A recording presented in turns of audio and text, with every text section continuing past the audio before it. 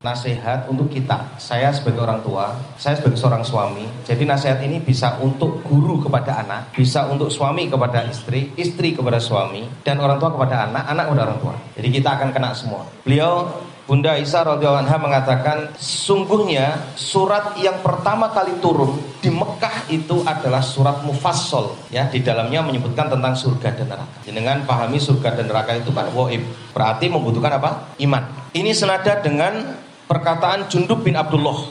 Beliau mengatakan, dulu ketika kami bersama dengan Rasulullah SAW, kami masih remaja. Kami mempelajari iman sebelum mempelajari Quran. Kemudian kami pelajari Quran, iman pun bertambah. Bagaimana dalam Quran surat 8 ayat 2, innamal mu'minuna alladzina idza dzukirallah wajilat qulubuhum wa idza tuliyat alaihim ayatu zadatum imanan wa ala rabbihim yatawakkalun. Jadi orang yang beriman itu adalah ketika disebut nama Allah dia bergetar hatinya. Ketika dibacakan ayat dia bertambah iman.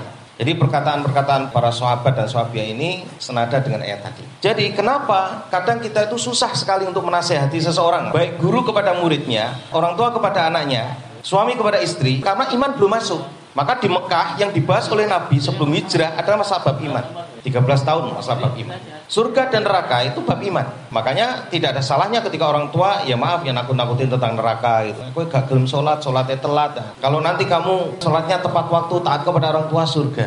Nah, nanti tentunya orang tua harus bisa mendeskripsikan, walaupun mungkin dalam tidak begitu detail lah. Deskripsinya adalah neraka itu menyakitkan, panas, itu seperti apa yang digambarkan dalam Quran dan hadis. Ya, tidak lebih dari itu. Kemudian tentang surga begitu banyak kenikmatan. Lah kalau sudah seperti itu, anak ini kan akan menjadi satu ada sisi takut, satu ada sisi harapan. Yang diharapkan kan begitu. Kemudian apa kata Bunda Aisyah? Sampai ketika manusia mulai masuk Islam, barulah turun tentang masalah halal dan haram, yaitu masalah hukum. Seandainya yang pertama kali, yaitu di Mekah, diturunkan satu perintah dari Allah Subhanahu Wa Taala, janganlah kalian minum khamr. Maka mereka orang-orang Mekah ini akan mengatakan, kami tidak akan tinggalkan khamr selamanya. Dan jika seandainya diturunkan janganlah kalian berzina, maka mereka akan menjawab, kami tidak akan meninggalkan zina selamanya. Ibrahnya apa dari kalimat ini? Jadi khamr dan zina itu menjadi sebuah andalan perbuatan yang ada di Mekah waktu itu. Saya akan kasih contoh tentang khamr. Sampai ada penyair yang mengatakan begini, seandainya aku mati, aku ingin dalam keadaan kematianku di lubang lahat itu ditanam akar arak. Sampai seperti itu, saking cintanya kepada khamr. Berarti ndakik-ndakiknya waktu di Mekah adalah minum khamr.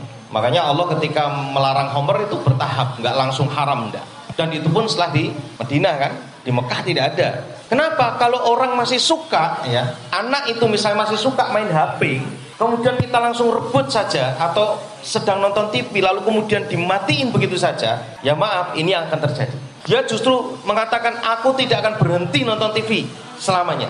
Kalau HP nggak ada, ya dia akan cari online yang lain. Dia keluar, cari warnet dan seterusnya. Jangan coba perhatikan aja, kalau ada murid masih seneng-senengnya apa, kemudian dipenggak gitu ya bahasa kitanya, itu dia malah dadi. Suami juga begitu, istri juga begitu, sama, karakternya sama begitu, malah dadi. Tapi apa ya, memang harus pelan.